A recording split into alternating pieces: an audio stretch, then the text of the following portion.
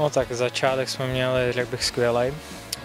Nástup tam byl, pak nám nevyšel konec, kdy jsme jim dovolili dát 2 góly, ale tak to se v hokeji stává, ale pozitivní je, že jsme se nepoložili potom a že jsme ve druhé třetině jsme to dokázali zase otočit na naší stranu a pak už jsme to dotáhli do vítězního konce. No.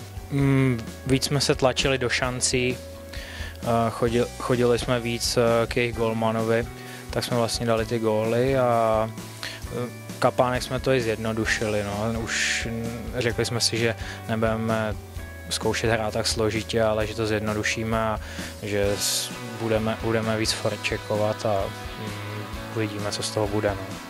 No tak je to úleva, že jo, tak každý zná ten pocit vítězství a čím míň ho je, tak pak člověk je víc a víc nervózní, utápí se v tom a tak hlavně doufáme, že nezůstane jenom u jednoho a že uděláme teď další 2 a že z toho bude nakonec výborný týden. No.